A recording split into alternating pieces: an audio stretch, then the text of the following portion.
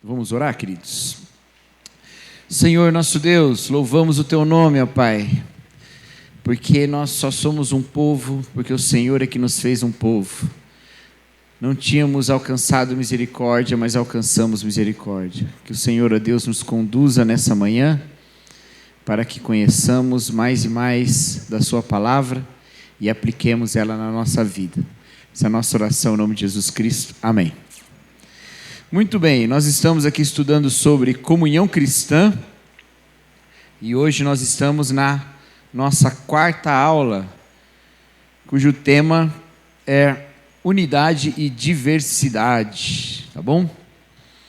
E eu quero começar com uma ilustração. Você já deu essa ilustração, Carlos? Da salada dos McKnight? Não, então vai ser agora. Uma ilustração que é trazida por um estudioso do Novo Testamento, que eu gosto muito, que chama Scott McKnight.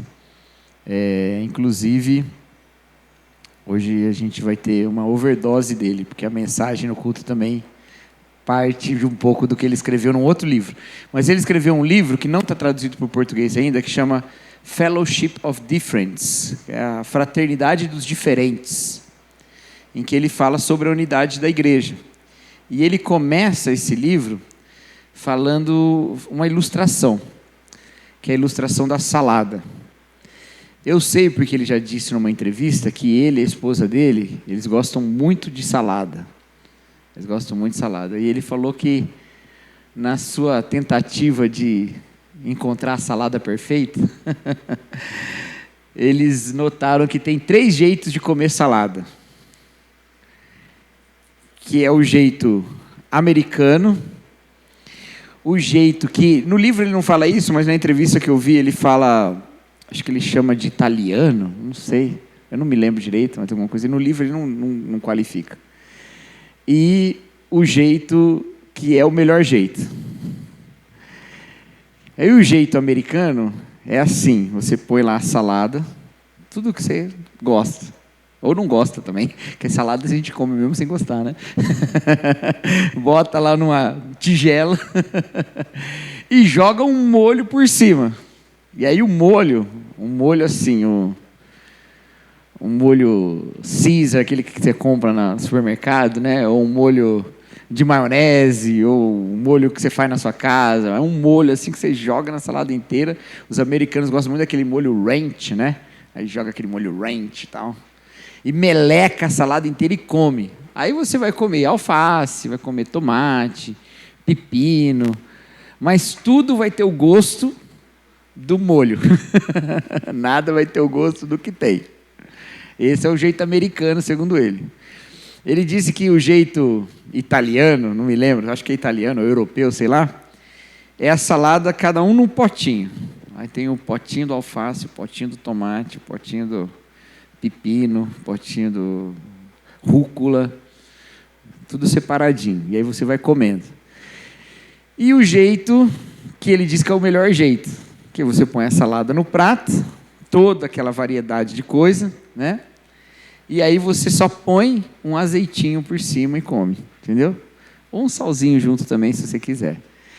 E aí o azeite faz o quê? Ele valoriza o sabor do alimento, ele não encobre o sabor do alimento. E aí você sente o gosto lá das coisas, enquanto sente também o gosto do azeite. E é isso. E aí, ele diz que essas são as maneiras também da gente ser igreja. Ele fala que tem igreja que é tipo a salada americana. Você junta todo mundo, bota um molho por cima e fica todo mundo com o mesmo gosto. Então você junta às vezes uma igreja que ela é diversa em várias das suas expressões particulares, mas você bota todo mundo debaixo de uma maneira só de ver as coisas, de uma maneira só, inclusive de expressar a sua devoção. Por exemplo, uma das críticas que se faz a algumas igrejas nos Estados Unidos é que, apesar de lá ter essa diferença muito grande das questões raciais das igrejas, né? E isso é fruto de um problema muito grande da época da segregação, mas hoje é parte também da expressão da identidade dessas igrejas, às igrejas que desafiam esse conceito, falando nós somos uma igreja multirracial. Mas que frequentemente, ao falar de somos uma igreja multirracial, não é uma igreja multirracial, é uma igreja que tem gente de todas as raças, mas cuja cultura toda é de um jeito só. Então, por exemplo, a expressão musical, nada tem da expressão musical das igrejas negras, só tem do pop rock Hillsong da vida, entendeu? É todo esse tipo de molho ranch por cima da salada que deixa todo mundo com o mesmo gosto. Não valoriza a diversidade, valoriza apenas a uniformidade. O outro problema é o inverso, é tudo setorizado. É igreja para jovem, igreja para empresário, igreja para... cada igreja para surfista, né? Quando a Bola de Neve surgiu, era igreja para surfista, né? Mas aí é um movimento normal, você surge de um jeito, você vai ampliando, se Deus quiser. Se você vai fechando, é pior, né? Então você vai ampliando. Igreja, assim, setorizada, tal. Esse é o segundo jeito de ser salada ou de ser igreja, né? E ele diz que o jeito certo de ser igreja é o jeito certo de ser salada também. Que é essa que valoriza os sabores e as formas diferentes de se conviver, mas que há um elemento unificador que ressalta essas diferenças em harmonia, que é o azeite, que no nosso caso é o Espírito Santo, né? É o óleo, o óleo do Espírito, né? E eu acho que essa é uma ilustração bem legal que o Scott McKnight usa. É uma ilustração inteligente. Porque, de fato, a gente vive essa realidade de unidade e diversidade. E, às vezes, a gente tem uma visão de que a união cristã, a comunhão cristã, ela é marcada pela uniformidade. É como se o nosso sonho de igreja fosse aqueles antigos filmes de ficção científica, em que no futuro todo mundo usa a mesma roupa, usa um macacão prateado, né? Todo mundo tem o mesmo corte de cabelo e tal. Parece que é isso. A gente sonha na uniformidade, todo mundo igual, todo mundo pensando igual, ninguém pode ter opinião diferente, ninguém pode ter forma de se expressar diferente, nada, tudo tem que ser igual. Só que isso é falso, de um ponto de vista histórico e de um ponto de vista bíblico. Tá? De um ponto de vista histórico, se você vem a pé para a igreja aqui no domingo, sai lá da sua casa e vem a pé, dependendo de onde você mora, você vai passar por um monte de igreja. E essas igrejas são muito diferentes entre si. Elas são diferentes porque interpretam a Bíblia de maneira diferente. Olham para a Escritura e têm visões diferentes sobre ela. Ela é diferente porque ela tem liturgias diferentes, cultos diferentes. Já foi numa igreja que tem um culto bem diferente do que você está acostumado? Né? E é diferente, né? Tem uma expressão diferente de culto. Mas ela também é diferente por outras questões. As igrejas são diferentes por razões que nada tem a ver com a interpretação bíblica, ou com culto, ou mesmo com as suas experiências espirituais, que todos esses são elementos que tornam as igrejas diferentes. Mas elas são diferentes também por aspectos sociais, por onde ela está localizada, porque cidade ela está, né? Qual país ela está. Isso faz toda a diferença. As realidades históricas das denominações, as denominações elas têm realidades históricas diferentes. E elas acabam tendo vocações diferentes também por causa dessas realidades históricas. Há denominações, igrejas que têm um tipo de inclinação e há outras que têm outro. Isso tem raízes na história dela. Então tem essas diferenças todas que acontecem. Isso eu estou falando de igreja para igreja. E também muda de acordo com a composição da igreja. As pessoas que fazem parte da igreja. Que têm maneiras diferentes também de lidar e de viver e tal. Então a igreja também é diversa dentro dela. Entendeu? E aí, como é que a gente faz então? Historicamente, a gente nunca teve essa unidade toda. Tá? E biblicamente também não. E aí tem um texto que eu acho que ele é muito útil para nós nesse momento. Abre sua Bíblia aí em Atos, capítulo 11.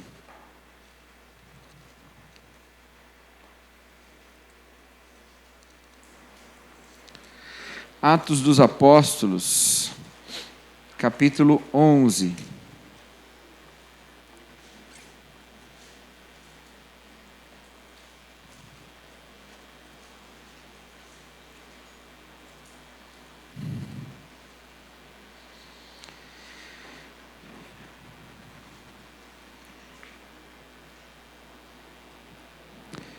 Vamos ler a partir do versículo 19 até o versículo 26, tá?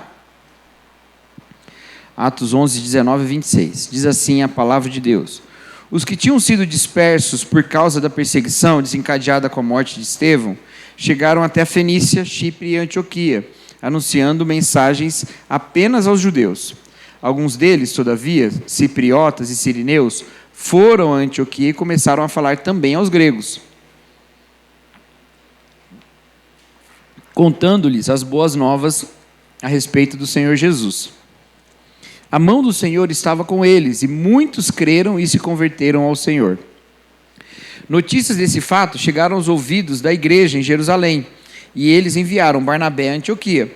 Esse, ali chegando e vendo a graça de Deus, ficou alegre e os animou a permanecerem fiéis ao Senhor de todo o coração. Ele era um homem bom, cheio do Espírito Santo e de fé, e muitas pessoas foram acrescentadas ao Senhor. Então Barnabé foi a Tarso procurar Saulo, e quando o encontrou, levou-o para Antioquia. Assim, durante um ano inteiro, Barnabé e Saulo se reuniram com a igreja e ensinaram a muitos. Em Antioquia, os discípulos foram pela primeira vez chamados cristãos. O que está acontecendo aqui, gente? Teve lá a morte de Estevão, né? Estevão, um diácono, foi perseguido, apedrejado e morto. E aí, depois desse apedrejamento de Estevão, a perseguição na Judéia, a perseguição aos cristãos cresceu muito, aumentou muito. E aí eles começaram a fugir mesmo, gente, tá? A ir embora para outros lugares, para não sofrer as consequências da perseguição. Só que fugiram para outros lugares e foram pregando nesses lugares. Primeiro para os judeus, lembrando que tinha judeu espalhado pelo mar Mediterrâneo inteiro, por causa da dispersão que tinha acontecido. Então tinham judeus em todo lugar. Então tinha sinagoga em todo lugar. E as sinagogas estavam cheias de judeus e eles iam pregando e falando sobre Jesus para os judeus. Mas em Antioquia, alguns começaram a falar também para aqueles que não eram judeus. E eles começaram a se converter. E aí Barnabé foi lá ver o que estava acontecendo. E a conversão, meus irmãos, ela não é uma questão assim só, será que é convertido mesmo? Não, porque tinham os sinais que acompanhavam do Espírito. Alguns desses sinais, inclusive, de línguas, que eram semelhantes aos sinais que os discípulos viram quando o Espírito veio em Pentecostes. Então, essa era uma marca para eles, de dizer, está vendo? A mesma coisa que aconteceu com os judeus, está acontecendo também com os gentios. Então, quando Barnabé vai para ver o que está acontecendo e vê que, de fato, as conversões são reais, não é gente tentando fingir convertido, ele dá glória a Deus e vê que a mão do Senhor estava com esses. E aí chama Saulo para ensinar esse povo, e Saulo vai e começa a ensinar o povo. E aí a igreja começa a crescer, não só com judeus, mas também com gentios. Então ela começa a ter essa diversidade. Até então, basicamente, quase todos os cristãos eram judeus. A gente tem a história lá de Cornélio, que tinha se convertido, né, que Pedro foi lá pregar para ele, e o resto era judeu, ou gentil convertido ao judaísmo, como era o caso lá do etíope, né, o eunuco, que tinha se convertido ao cristianismo, né, não ao judaísmo. Então tinha essas...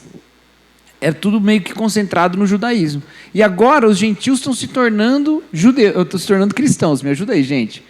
Eu dormi muito tarde ontem, que eu fui para São Paulo, aí acabou o evento, cheguei em casa 1h30 da manhã. Aí, então eu estou com sono, então vocês me ajudam. E aí, gente, essa galera começou a se tornar cristã. Começou a se tornar discípulo de Cristo. Não começou a se tornar cristão, porque não tinha esse nome ainda. Começaram a se tornar discípulos de Cristo. Bom, aí Lucas, no meio dessa história, joga essa informação, que está lá no final do versículo 26. Em Antioquia, os discípulos foram pela primeira vez chamados cristãos. O que isso tem a ver com o resto da história? É só uma curiosidade? Não. A questão é que, como todo mundo era judeu até então, para quem não era judeu, os cristãos eram só judeus. Você acha que um gentil, um grego, sabia diferenciar um fariseu de um saduceu? Não sabia, para ele era tudo judeu. Mas o vizinho dele, gentil, ele conhecia. E quando o cara se convertia ao cristianismo, falava, ele virou judeu? Ou ele nunca foi judeu? Judeu tem que ser filho de judeu, como é que ele... mas o outro ali também, a fulana ali também. Peraí, não é mais uma comunidade de judeus. Não dá para chamar eles de judeus, porque não todo mundo lá é judeu. Então vem com um nome novo. E esse novo nome é cristão. Então, o próprio conceito do cristianismo e a própria existência do cristianismo como uma religião autônoma vem de uma ideia de diversidade, entendeu? Vem de uma ideia de que nesse grupo não tem só judeu, tem gente de todo o lugar do mundo, que ali se abriu a porteira para a pregação do evangelho em todos os lugares, né? Tudo bem? Deu para entender isso?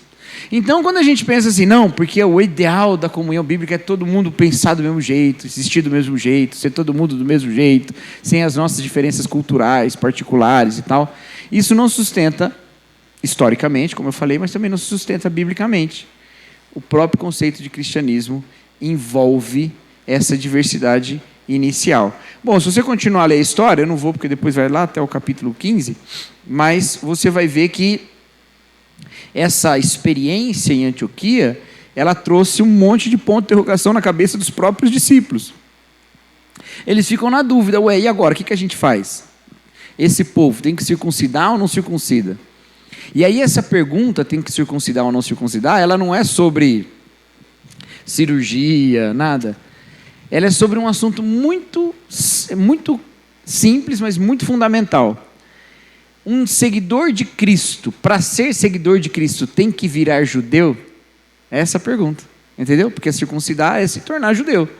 Ele tem que se tornar judeu ou não precisa se tornar judeu? E aí lá em Atos 15 eles chegam à conclusão de que não precisa se tornar judeu. Tá? Por isso, inclusive, Paulo, quando escreve aos Romanos, ele vai falar para os judeus pararem de julgar os gentios. Inclusive, ele fala de maneira bem dura, né, lá no capítulo 3. Ele fala assim, ó, você, judeu, que tem a lei, você julga o gentio, mas veja bem, você tem a lei e faz as mesmas coisas, e peca do mesmo jeito. Todos vocês são indesculpáveis. Tem aquele versículo que a gente usa para falar de salvação individual, porque todos pecaram e carecem da glória de Deus. No texto de Romanos capítulo 3, apesar de ser um texto sobre salvação também, ele é, antes de tudo, um texto em que Paulo está falando sobre unidade de pessoas diferentes. Porque ele está dizendo assim, todos pecaram, vocês são unidos no pecado. Todos precisamos de um Redentor. E todos temos o mesmo Redentor em Jesus, então todos estamos unidos em Jesus. E ele vai desenvolver isso depois falando da circuncisão do coração, de que Abraão é pai dos que creem, tanto circuncidados quanto não circuncidados. Então ele está tudo trazendo essa imagem para o judeu, para de julgar o gentio, para de julgar o gentio, para de julgar o gentio. Ele é um com você em Cristo, vocês estão salvos por Jesus, justificados pela fé, para de fazer essa divisão. Só que aí quando chega mais lá para frente, ele vai dizer, mas qual a vantagem de ser judeu? E aí ele começa a falar muita, nós temos as leis, os profetas, o nosso coração se endureceu, o mundo todo foi abençoado, quanto mais vai ser abençoado o mundo pela nossa obediência a Jesus, e ele vai desenvolvendo isso. Aí no capítulo 14 ele fala sobre comida sacrificada aos ídolos. E ele diz assim, olha, alguns irmãos são fracos na fé e não comem todas as coisas. Outros são fortes e comem de tudo. Alguns consideram uns dias mais sagrados que os outros. Outros consideram iguais todos os dias. Quem faz de um jeito ou faz do outro, faz para a glória de Deus. Você sabe quem é que não comia de tudo e considerava uns dias mais sagrados que outros? Os judeus.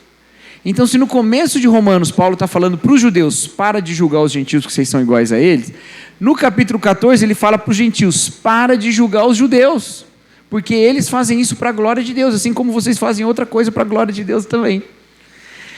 Entendeu? Por isso que Paulo fala, você pode pensar diferente, você pode ter uma opinião sobre que dia é mais santo, você pode pensar que não, que todos os dias são iguais. Você pode pensar que só tem que comer salada, porque ele diz justamente isso, né? Alguns só comem legumes. Ou você pode comer carne sem saber de onde vem, se foi dedicado a algum ídolo ou não, não importa. Essas coisas não importam. Cada um faz dessa maneira para a glória de Deus. Cada um está preocupado em glorificar a Deus. Então, existe esse espaço de divergência e de diversidade, melhor que divergência, né? De diversidade dentro da fé. Tem divergência também, né? Mas tem diversidade. Tudo bem? Então, nem historicamente, nem biblicamente, a comunhão cristã é da uniformidade. Ela sempre foi uma comunhão da diversidade. Certo? Ela sempre foi comunhão da diversidade. Então, nós temos formas diferentes de nos portarmos, formas diferentes de pensarmos muitas vezes, né? E temos também a unidade garantida pelo Espírito em Jesus Cristo. Certo? Pausa. Perguntas? Fala. É que eu comecei a ver que tem algumas caras vocês estão com caras de ponto de interrogação. Então, fala, Cleber.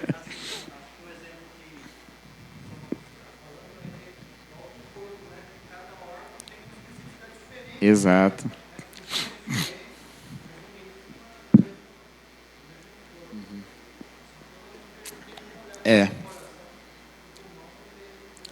Exatamente.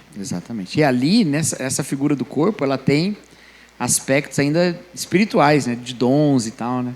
Exatamente. Está inclusive na segunda parte da aula aí, exatamente esse texto. Vou chegar lá, você já me adiantou já. Mas exatamente isso, essa diversidade e unidade, né? Nós não somos como pessoas, não somos esses organismos ultra simples, unicelulares, né? Uma célula só, uma bactéria, uma forma super simples de célula. Não, a gente é complexo, né? Nós somos indivíduos diversos, né? Fala, Dai.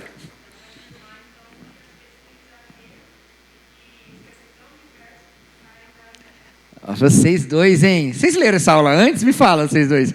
Vocês hackearam o meu computador? Tem, exatamente. E a gente vai ver onde que está o limite. Exatamente isso. E é justamente nesse texto de 1 Coríntios, viu? Paulo vai tratar exatamente desse assunto. E eu já vou abordar isso, exatamente isso. Mais alguém, queridos? Alguma dúvida? Tranquilos? Acho que as interrogações eram mais ou menos as mesmas, né? Elas foram se dissolvendo. Tá bom. Então, às vezes, existe essa expectativa de que as nossas características diversas, elas sejam, de alguma maneira, dissolvidas mesmo, né? Numa massa homogênea de experiência cristã. E não vai acontecer isso, tá bom? Isso não vai acontecer. Não é dessa maneira. Como a gente falou 2 domingos atrás, né? À noite, só você tem seu par de olhos. Só você é quem você é. Só você tem a sua história importa. E você contribui com ela na nossa forma de ser igreja. Existe essa riqueza de experiência. Então, a experiência é importante. Mas isso não é fácil, né, gente? É fácil ter essa unidade? Não é fácil, né? Especialmente por uma questão de identidade, como a Daiane trouxe aqui, né? Onde que fica o limite? O que é ser quem nós somos? Né? O que é ser quem nós somos? É difícil definir isso. Paulo vai fazer 2 afirmações muito parecidas em 2 versículos bíblicos, e como estão em 2 textos diferentes, eu escrevi aqui na folha, tá? Para você não ficar pulando de um para o outro. Um está lá em Gálatas 3:28, que é a afirmação mais antiga, tá bom? Porque Gálatas é um dos primeiros livros do Novo Testamento, possivelmente o primeiro, tá? Possivelmente o primeiro, não necessariamente, há um certo debate sobre isso, em termos cronológicos, né, gente? Não em termos canônicos, né? Canônico é Mateus, né? Mas em termos de qual foi o primeiro no tempo a ser escrito, Gálatas é provavelmente o primeiro ou o segundo, tá? Fica uma disputa aí entre Gálatas e 1 Tessalonicenses. Tem gente que vai colocar outras questões aí, mas eu acho que os melhores candidatos são esses 2, tá? Então, o texto de Gálatas é o mais antigo, o de Colossenses é o mais recente. Paulo escreve aos Gálatas: não há judeu nem grego, nem escravo nem livre, nem homem nem mulher, pois todos são um em Cristo Jesus. É Gálatas 3:28. Em Colossenses 3:11, ele diz: nessa nova vida já não há diferença entre grego e judeu, circunciso e incircunciso, bárbaro e cita, escravo e livre, mas Cristo é tudo em todos. Viu que é bem parecido os 2 textos? Algumas pessoas valorizam muito as diferenças que existem entre eles. Todos são um em Cristo, no outro Cristo é tudo em todos, né? Parece que em um nós é que estamos em Cristo, no outro é Cristo é que está em nós, né? E também tem uma diferença destacada aí, que no segundo texto não fala homem nem mulher, e no primeiro texto não fala nem circunciso e incircunciso, nem bárbaro e cita, né? Alguns podem ler e têm lido esse texto com a intenção de diminuir as nossas diferenças e as nossas alteridades, tá bom? Algumas pessoas têm lido dessa maneira. Então, vou dar um exemplo aqui. Quando a gente vai falar de racismo na igreja, algumas pessoas pegam esse texto e falam, olha, esse texto é suficiente, não tem racismo, porque não tem grego nem judeu, não tem escravo nem livre, não tem bárbaro nem cita, não tem questão de racismo, está resolvido, acabou, nós somos todos iguais. Isso é uma forma bem insuficiente de lidar com essa questão, tá bom? Porque você pode repetir 1000 vezes que todos são iguais e, na experiência da vida, o tratamento é diferente, a história é diferente, os preconceitos sofridos são diferentes, as experiências são diferentes. Você pode repetir 1000 vezes na igreja. E aí, muitas vezes, as pessoas e as igrejas que vão abordar esse assunto de maneira mais frontal, começam a receber a crítica dizendo assim, você é que está dividindo o corpo de Cristo. Não, a gente está partindo da realidade que a divisão já existe. As pessoas já estão em condições diferentes na vida. Então, a gente está querendo ser justo justamente para que todos tenham acesso à justiça de maneira plena, para que sejamos uma comunidade de justiça. Então, usar um texto desse para ignorar as alteridades, os aspectos nossos que fazem, ou os aspectos do outro que fazem o outro ser um outro e não ser o mesmo, é um erro. Tá? Por quê? Porque quando Paulo fala tudo isso, ele não diz que essas realidades não existem de maneira concreta. Elas não existem na realidade teológica. Elas não existem em termos de proximidade com Cristo, de ação salvífica de Jesus. Mas elas existem na realidade. Tanto é que quando Paulo vai escrever sobre família, ele dá recomendações para homens e para mulheres. Ué, mas ele não falou que não tem nem homem nem mulher? Mas ele dá recomendações. Quando ele vai falar sobre família ainda, ele fala sobre a maneira de convivência entre os escravos e os livres, porque era uma realidade que tinha escravidão. Quando ele vai falar da teologia lá em Romanos, ele vai falar das formas diferentes teológicas, históricas, de organização de judeus e gentios. Essa realidade, ela existe, ele não está dizendo que ela não existe. Outro exemplo, quando ele volta para Jerusalém, que conta lá em Atos, ele respeita as tradições judaicas. Ele faz todo o processo de entregar o seu voto a Deus, igualzinho os judeus. Ele não insere um gentil no lugar onde o gentil não pode entrar, ele faz todo esse respeito. Se não existe mais, por que ele não sai atropelando tudo? Não, existe na realidade concreta da vida. A questão é no aspecto teológico do nosso vínculo com Jesus. Não faz nenhuma diferença na salvação, não faz nenhuma diferença na habitação do Espírito, não faz nenhuma diferença no favor de Deus, no relacionamento com Deus, ser homem ou ser mulher, ser escravo ou ser livre. Mas na vida faz diferença, porque as condições são diferentes. Então ele não está apagando essas diferenças, e às vezes a gente usa para apagar as diferenças. E não é isso que acontece.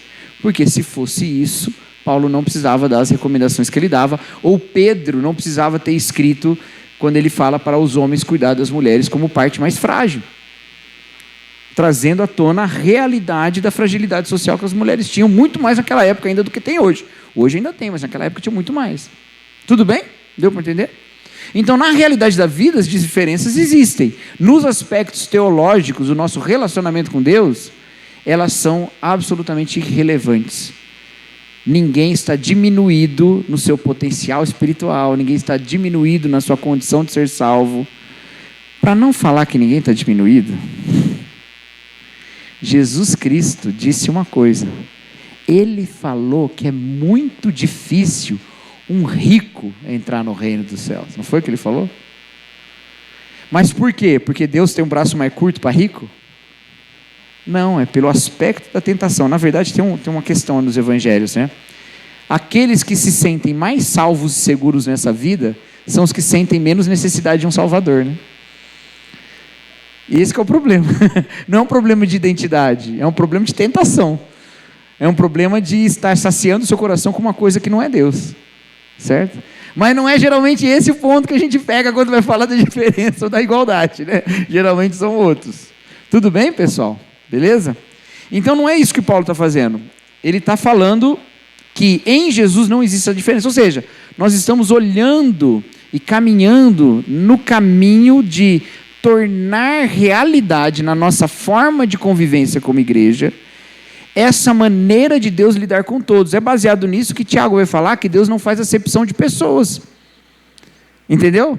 Quando o Tiago fala isso, Deus não faz acepção de pessoas, ele está querendo ensinar a igreja alguma coisa sobre Deus? Não, ele está querendo ensinar a igreja a ser igreja, porque ele vai falar sobre isso quando ele diz assim, se chegar alguém na sua igreja, que é alguém rico, importante, você botar ele no lugar de honra, e chegar alguém humilde, você botar ele no lugar sem destaque, fica aqui mesmo, no pior lugar, você não está correspondendo à forma de Deus agir, porque Deus não faz acepção de pessoas. Significa que na vida não tem diferença entre ser rico e ser pobre? Tem diferença demais, tem muita diferença, os aspectos, as vidas, os desafios são muito diferentes. Mas, do ponto de vista de Deus, isso não faz absolutamente nenhuma diferença no relacionamento com Ele. E por isso a igreja deve refletir quem Deus é e não como a sociedade é. Beleza? Acho que agora deu para fechar, né? Então, a gente comete 2 erros. O primeiro e mais óbvio é esse, de atribuir a Deus os preconceitos e as divisões que são típicas da nossa sociedade e da nossa experiência humana pecadora. O outro erro é, a partir dessa realidade de um Deus que não faz acepção de pessoas, apagar a história das pessoas, apagar a sua realidade pessoal, apagar isso tudo e dizer que nada disso importa na vida, quando importa. Vou dar um exemplo para vocês, que graças a Deus não é tanto, eu acho que não é tanto aqui da nossa cidade, mas em grandes e violentas cidades de grandes violências, que a nossa cidade é uma pequena cidade de pequena violência, tem violência, mas é pequena em comparação com as grandes violências, né? Nas grandes cidades de grandes violências, igrejas como a nossa, que fazem culto de manhã e de noite, os cultos são diferentes, e há uma certa expectativa, vou usar essa palavra, acho que essa não é uma palavra boa não, mas vou usar ela porque eu não estou bem para pensar em outra agora. Mas é a expectativa que as pessoas participem dos 2 cultos. Em grandes cidades de grande violência, dependendo aonde você mora, em termos de proximidade e distância da igreja, e qual o tipo de bairro que você mora, não é aconselhável ir no culto da noite. Aí alguém pode falar assim, você é uma pessoa que não é espiritual, porque você não vai na igreja no culto da noite. Ou então, se for igreja, aí fica mais difícil ainda, igreja como a nossa era, que não tinha culto de manhã, só tinha à noite. Para a gente isso nunca foi um problema, porque a pessoa vinha à noite ou de manhã, o que atrapalha é o sono da segunda-feira, né? Ainda mais quando criança tem ritmo de sono, né? Tem que botar cedinho na cama, aí dá problema. No nosso caso não tem muito problema, mas em grandes cidades de grandes violências, essa pessoa iria às vezes na IBD e não iria no culto, a pessoa vai falar assim, você não crê em Deus, você está com um problema espiritual, você não vem adorar com a sua congregação. Meu amigo, diante de Deus a gente é tudo igual, mas na hora que a gente sai da porta da igreja, a gente é muito diferente. Você vai no seu carro blindado para tal lugar, e eu vou pegar a condução de 3 horas até tal lugar, e essa condução eu vou ter um monte de riscos até chegar lá. E chegar em casa no horário que eu vou chegar não é muito bom, porque eu posso chegar sozinho e não entrar sozinho. Então, são coisas diferentes. Não tem como apagar a história, a experiência das pessoas no seu relacionamento com a fé. Então, como que a gente faz? Agora sim, vou chegar na de vocês hoje. Como que a gente faz com isso? Olha só, gente. Paulo vai tratar desse assunto com bastante detalhe quando ele escreve aos Coríntios, na primeira carta aos Coríntios. Ele vai falar sobre diferenças que podem existir e ser acolhidas pela igreja, e diferenças que não podem existir e que nós precisamos combater, inclusive diferenças que são tão radicais ao ponto dos diferentes estarem de fora, não estarem dentro. Então ele começa falando sobre, e lembrando que a igreja de Corinto era uma igreja dividida, ele começa falando sobre a divisão dessa igreja, as diferenças que eles estavam supervalorizando. E no caso, era a diferença que eles estavam criando carnalmente a respeito dos líderes que antes tinham abençoado aquela igreja. Um de vocês fala que eu sou de Paulo, outro de Apolo, outro de Pedro, outro de Cristo. E aí ele pergunta, por acaso Cristo está dividido? Foi Paulo que morreu pelos seus pecados? Então ele traz essa questão: vocês estão sendo carnais, porque vocês estão olhando para os homens e não estão olhando para Deus. E aí ele diz assim: olha, vocês deveriam lembrar que eu, Apolo e todos os outros somos cooperadores. A gente prega o mesmo evangelho, o evangelho da cruz.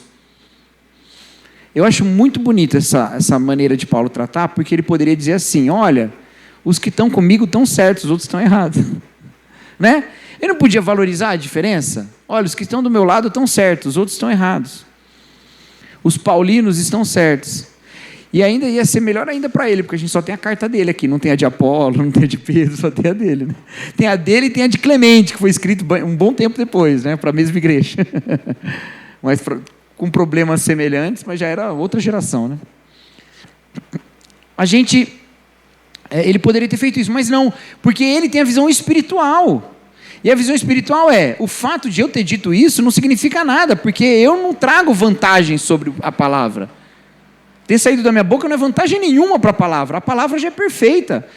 Ter saído da minha boca, na verdade, é desvantagem, ainda bem que tem outros que podem completar para a palavra brilhar, porque a gente é carnal, mas a palavra é santa. Isso é, inclusive, um dos motivos, eu quero abrir um parênteses aqui, esse é um dos motivos pelos quais eu acredito que a gente é abençoado na diversidade de mestres e pregadores na igreja, tá, gente? O fato de o pastor não ser o único que dá aula, não ser o único que prega, porque senão mensagem e mensageiro podem se confundir. Então, se você tem uma mensagem pura, que é pregada por vários mensageiros impuros, fica mais fácil da gente identificar a impureza, encontrar o denominador comum e falar: essa aqui é a mensagem de Deus. Paulo fala isso: vocês estão olhando para Apolo, para Paulo, para Pedro, vocês deveriam estar olhando para a mensagem que eles pregam, e não para eles. Cada um está seguindo um aí, né? E aí alguns diziam: eu sou de Cristo, né? Cada um está seguindo um, mas vocês deviam estar olhando para a palavra da cruz, vocês deviam estar olhando para a mensagem. Então essa era uma divisão que mostrava carnalidade, tanto que no capítulo 3 ele fala assim: quando estive com vocês tive que trazer leite, não pude trazer alimento sólido, porque vocês ainda eram carnais. Porque se há divisão entre vocês, não é porque vocês são carnais, que vocês agem como mundanos. Pesado, né? Chegar para uma igreja e falar: vocês são tudo mundano. E por que mundano? E por que carnal? Porque essa é a maneira do mundo olhar. O mundo é que olha dessa forma. A palavra de Deus não nos ensina a olhar dessa maneira. Deus não olha dessa maneira. Então essa é uma diferença que Paulo vai e combate. Aí tem uma outra diferença. Quando chega no capítulo 11, ele fala assim, 1 Coríntios 11, 19. Ele fala assim: olha, eu sei que existe divisão entre vocês, né? Fala assim, ele fala no 17, pois as reuniões de vocês fazem mais mal que bem. No 18, em primeiro lugar, ouço que vocês se reúnem como igreja, há divisões entre vocês, e até certo ponto eu creio. Aí no 19 ele fala: pois é necessário que haja divergências entre vocês, para que sejam conhecidos quais entre vocês são aprovados. Do que ele está falando aqui? Disso que a Daiane trouxe. Há divergências entre vocês, e aqui ele está falando de divergências, inclusive de pregação também. É claro que no decorrer do texto ele vai falar de diferenças outras. Mas há diferenças de pregação. Ele fala: tem divisão que vai acontecer, e é importante que aconteça, e você precisa saber que isso é uma divisão, para que você saiba o que é aprovado e o que não é. Isso é com base em doutrina. João fala uma coisa parecida lá em 2 João. Ele fala assim: olha, se alguém vier e não trouxer essa mensagem, não o saúdam nem recebam em casa. Então tem um limite doutrinário que a gente precisa identificar. A gente precisa saber.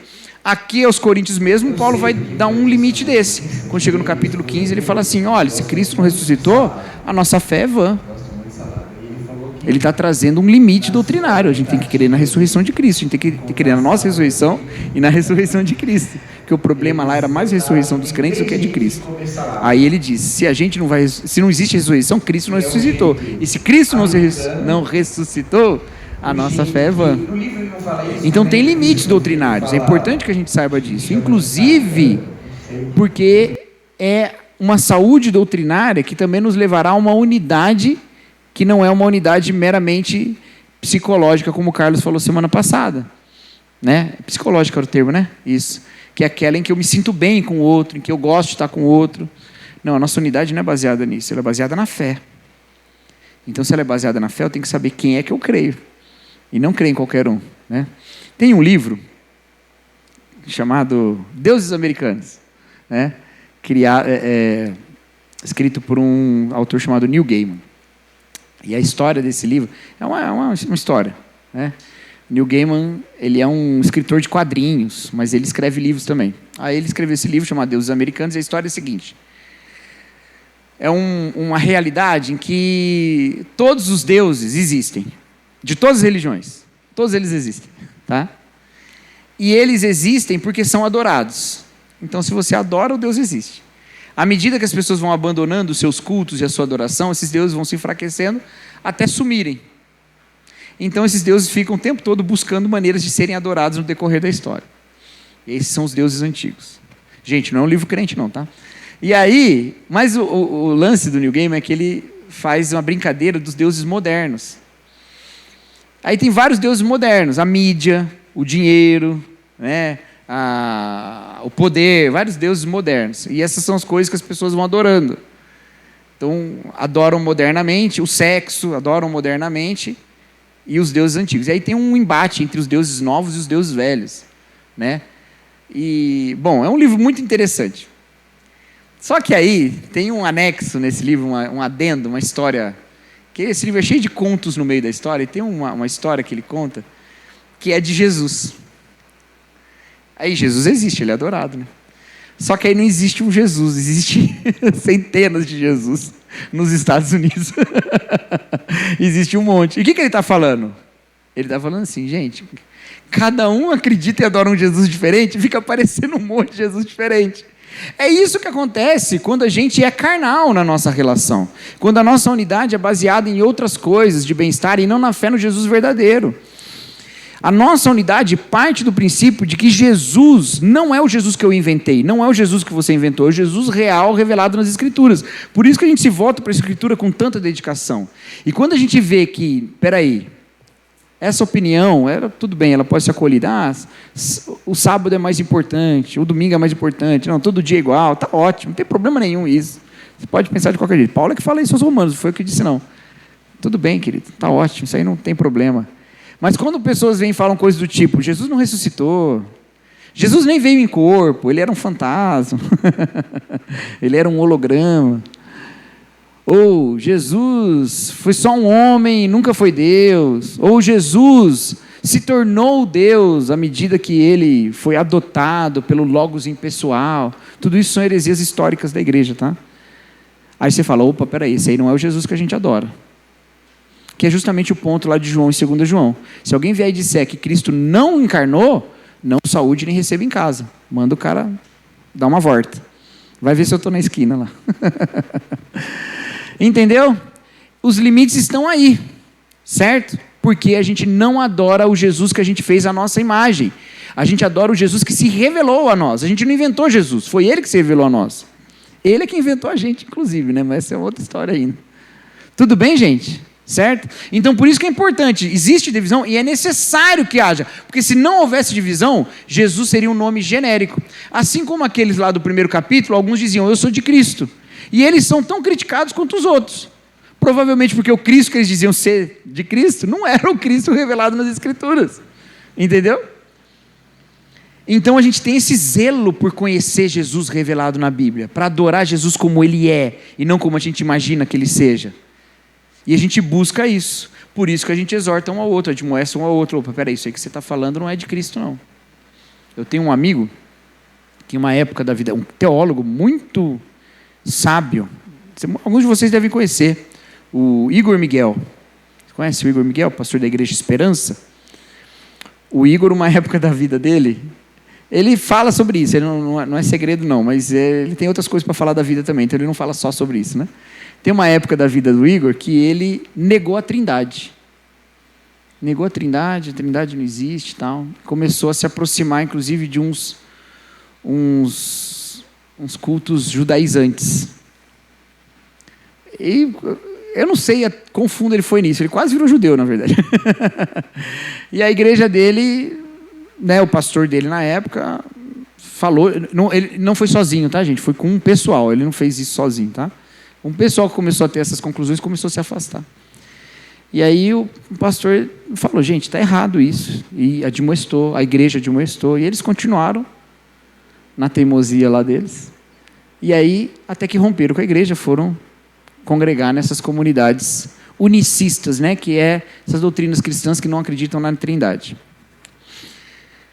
Mas depois de um tempo, pela disciplina e admoestação dos irmãos, ele se arrependeu.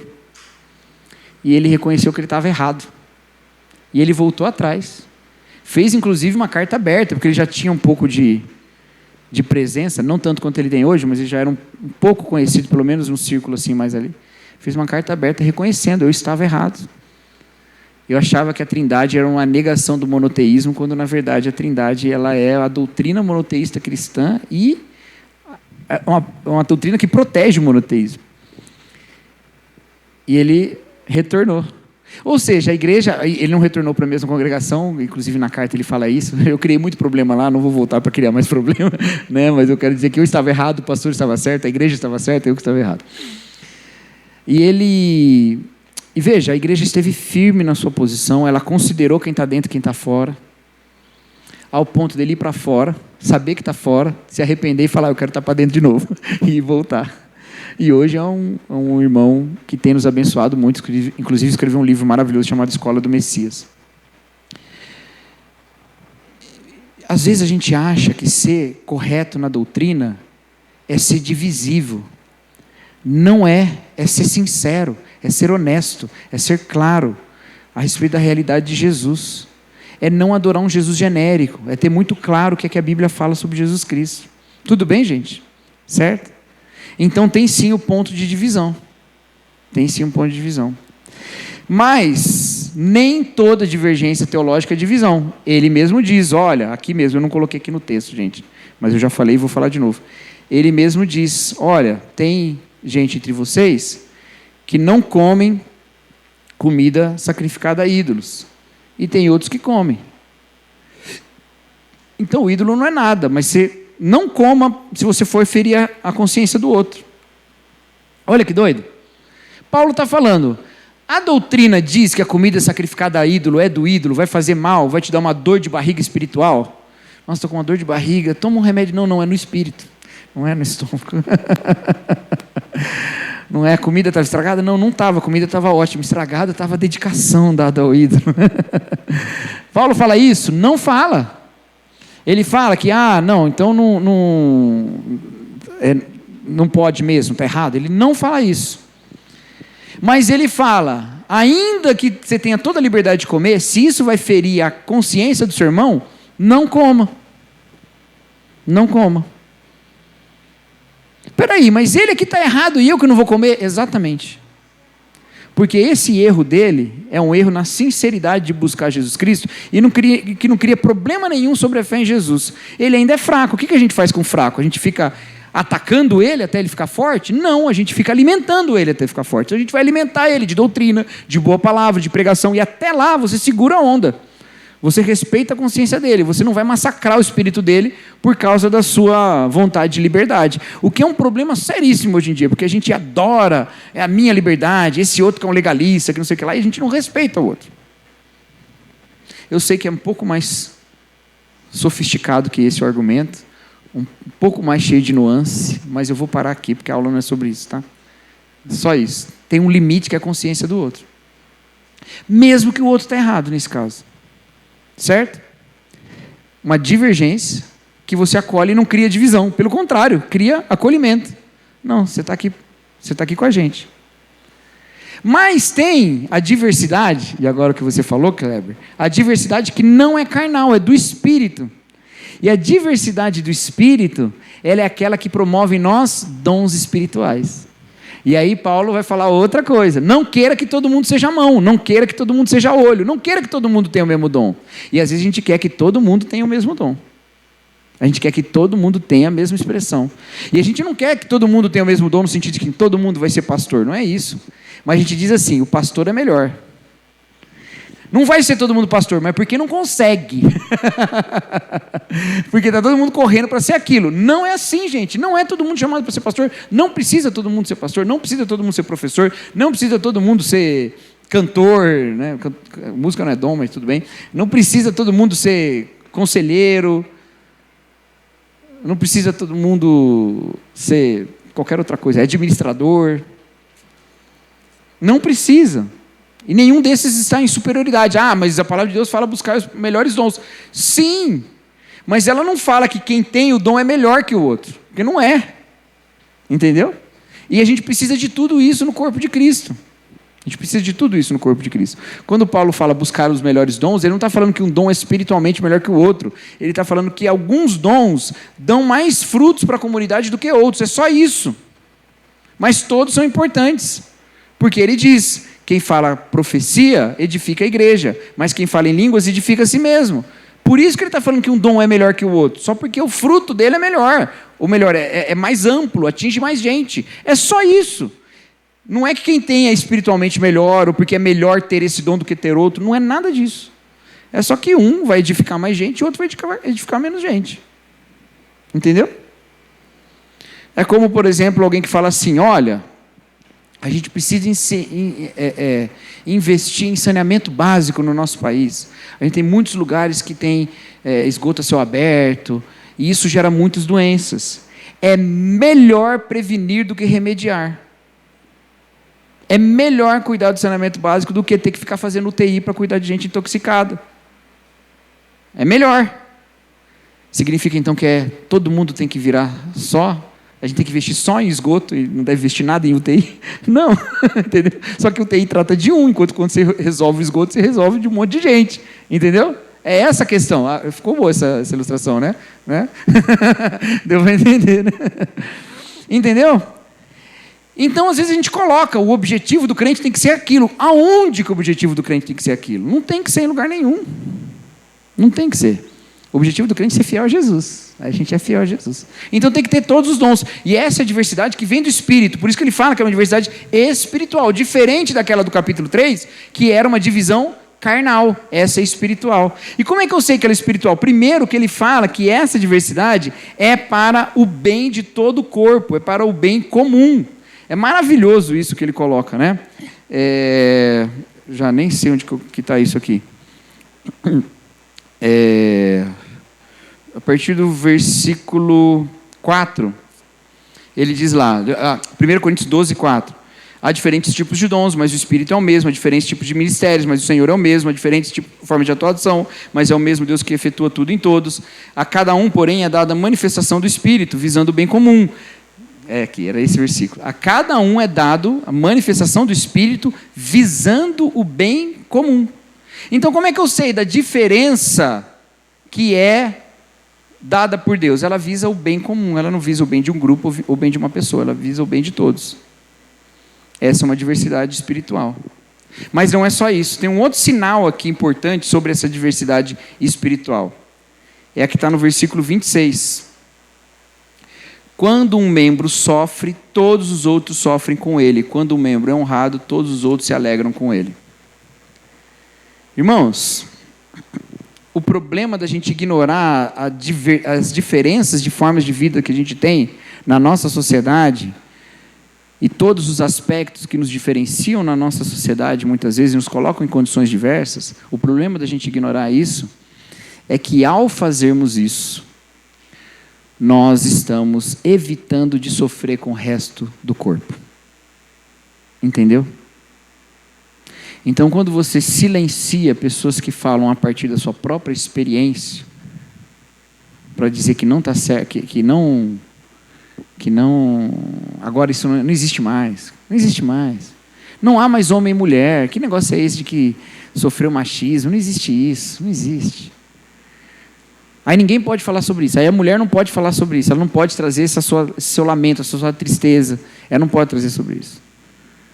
Imigrantes, não, que isso? Aqui, já está todo mundo aqui, já está todo mundo tranquilo. Aí não pode vir trazer quando sofre preconceito. Não pode falar sobre isso. Não, está todo mundo igual em Cristo. Na verdade, o que a gente está fazendo é uniformizando a igreja a partir da experiência dos que não sofrem. E aí a gente está transformando a igreja numa comunidade absolutamente insensível. Entendeu o problema? E se a gente é insensível, a gente não consegue viver a experiência encarnacional de Jesus. Porque como o John Piper diz, e essa é uma das melhores sacadas do John Piper, Deus é plenamente feliz em si mesmo. Sabe aquele comichão que você sente quando você está triste? E dá vontade de comprar alguma coisa? Seja um açaí, ou seja um carro novo, quem dera, né? Aquele negócio que você fica, está entediado, né? Aquela hora que você está rolando o feed da rede social e bem naquela hora aparece uma propaganda de alguma coisa, a um clique. Deus não sente isso, porque Ele é absolutamente satisfeito em si mesmo, Ele é alegre consigo mesmo, para Ele não falta nada, Ele não sente falta de nada. Deus é feliz. Essa é a sacada do John Piper, que eu acho maravilhosa. Ele faz toda uma teologia da alegria a partir da felicidade intrínseca de Deus. Deus é feliz, porque não falta nada para Ele. Mas mesmo Deus sendo feliz, Ele teve e incluiu na sua experiência a experiência do varão de dores. Incluiu na sua experiência a encarnação e o sofrimento. Incluiu na experiência dele mesmo a experiência do salmista que disse: Deus meu, por que me abandonaste? Deus participou dessa realidade. Se a gente se torna uma igreja insensível, que não valoriza as condições de sofrimento do outro, a gente se torna incapaz de ter a diversidade espiritual. E a gente vai viver a unidade carnal. E qual que é a unidade carnal? A unidade carnal é aquela que ignora as experiências das pessoas para construir uma torre que chega até o céu. Lembra lá? Gênesis 11:6? O povo é um só. Em breve não haverá limites para o que podem fazer. E na igreja a gente faz isso direto. Não aqui, se Deus quiser. Se fizer, você me avisa. Ou não me avisa também, avisa outros que talvez a culpa seja minha. Aí me põe para correr.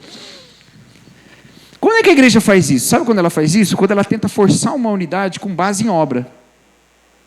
Fica inventando evento, fica inventando coisa, que é tudo para formar unidade na igreja. Tudo bem, evento é muito bom, desde que ele seja para o bem comum, é ótimo. Só que às vezes o evento passa a se tornar, ou a qualidade do evento, a realização do evento, ou a falta de erro do evento, ou a excelência do evento, se torna o objetivo, a Torre de Babel para chegar até o céu. Enquanto você está fazendo isso, você está escravizando um monte de gente botando tijolo no evento. Entendeu? Aí a gente está vivendo a unidade da Torre de Babel. O povo é um só. É um só em que condições? Em que um manda construir uma torre e o resto é que carrega a pedra. Essa é a unidade da Torre de Babel. Você não fica meio chateado quando lê a Torre de Babel e fala assim: caramba, por que Deus foi tão mesquinho aqui? Por que não deixou os caras construir essa torre? Não ia chegar mesmo. É mó difícil mandar um foguete para o espaço. Imagina construir uma torre. Não ia conseguir. Mas por que Deus interviu? Por que Deus fez isso? Que bobagem. Agora, por causa disso, eu estou tirando 5 de inglês, 4 de inglês. Por causa disso, eu tenho que... eu não consigo entender meu dorama ali. Queria... Tem que ficar botando dublado. Não, Deus trouxe divisão, porque aquela era uma unidade carnal, uma unidade de injustiça. A gente faz uma unidade de injustiça na igreja quando a gente se torna insensível, quando a gente não leva a teologia do corpo de Cristo à consequência de sofrer uns pelos outros. A gente pensa na unidade só no aspecto doutrinário, todo mundo tem que pensar igual, todo mundo tem que adorar igual, todo mundo tem que ir no culto igual, todo mundo tem que fazer tudo igual. E vai dissolvendo as nossas identidades. Quando a gente deveria tomar a diversidade da igreja como uma riqueza de experiência.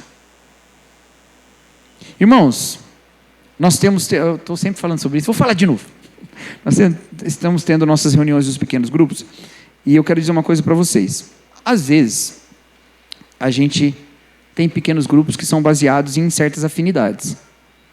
Porque acha que facilita. A gente olha assim, pessoas na igreja e fala: puxa, eles nem se conhecem direito, eles vão se dar tão bem. Mas faz parte dessa experiência a diversidade, a diferença, a convivência com gente que na sociedade você não ia conviver. Por razões socioeconômicas, por razões etárias. Não dá para todos os espaços da igreja serem espaços definidos por idade. Porque a gente tem que ter experiência de conviver com gente que tem idades diferentes. Vários aspectos da vida que nós temos essa riqueza de estarmos juntos aqui, adorando a Deus em comunidade, em uma comunidade diversificada. Porque isso nos ensina mais sobre Deus mesmo. E não nos deixa confundir as experiências particulares com Deus. Eu posso um dia chegar aqui cheio de raiva, porque alguma coisa muito errada aconteceu. Fulano fez essa coisa, tal. Já sei, vou dar um exemplo. Eu posso um dia chegar aqui na igreja muito bravo, porque eu fui para o trabalho, tinha uma coisa importante para fazer no trabalho, e nesse dia a pessoa que trabalha comigo faltou, e aí ligou, deu uma desculpa esfarrapada lá, de que não conseguia chegar, o ônibus quebrou, que não sei o que lá, e tal. E aí, aconteceu isso comigo, aí eu quero pedir oração, porque não é a primeira vez que essa pessoa falha comigo, ela, não tem responsabilidade, e tudo isso pode ser verdade, ela pode não ter responsabilidade mesmo, você pode ter outros exemplos melhores que esse, e aqui mais uma vez, eu já sei, então eu quero pedir oração, para Deus resolver a situação, ou mandar essa pessoa para outra área, ou me dar outro emprego, ou me tirar de perto dela, porque não está dando para desenvolver o trabalho desse jeito. Aí você faz essa oração, os irmãos falam, tá bom, vamos orar, aí um outro irmão fala, logo em seguida, irmãos, eu quero pedir oração, porque eu preciso mudar de emprego, porque eu moro muito longe da minha casa, eu trabalho muito longe da minha casa, e eu não estou conseguindo chegar no horário, e está tendo desconto do meu salário, porque eu pego o ônibus, e às vezes o ônibus quebra. Você entendeu? Um tem um lado da experiência, o outro tem o outro lado da experiência, e talvez em outro círculo qualquer da nossa experiência humana nesse país, a gente não ia conviver, mas a gente está convivendo. E a gente está desfrutando um do outro. E a gente está desfrutando e aprendendo um com o outro. Isso é riqueza, que promove em nós mais e mais diversidade e unidade espiritual. Então a gente precisa um do outro, para a gente não ficar centrado em nós mesmos, para que Deus não se torne uma cópia da gente, ou um super eu, né? Eu sou assim, Deus é um super eu, Ele é igualzinho eu, pensa a mesma coisa que eu, só que Ele é perfeito e eu não. Deus não é um super eu, Ele é bem diferente. E eu só vou saber disso quando eu encarar também as diferenças entre os irmãos. Amém, meus irmãos? Senhor nosso Deus, obrigado, Pai, pela unidade que nós temos no corpo de Cristo, e obrigado a Deus porque essa unidade não é uma sala de espelhos onde a gente só vê a si mesmo, mas ela é composta pela diversidade das cores do reino de Deus. Que o Senhor nos abençoe, nos fortaleça, que o Senhor receba, ó Pai, a adoração que prestaremos ao Senhor agora no culto, e que também, ó Deus, o Senhor nos abençoe na assembleia que teremos mais tarde. Essa é a nossa oração em nome de Jesus Cristo. Amém.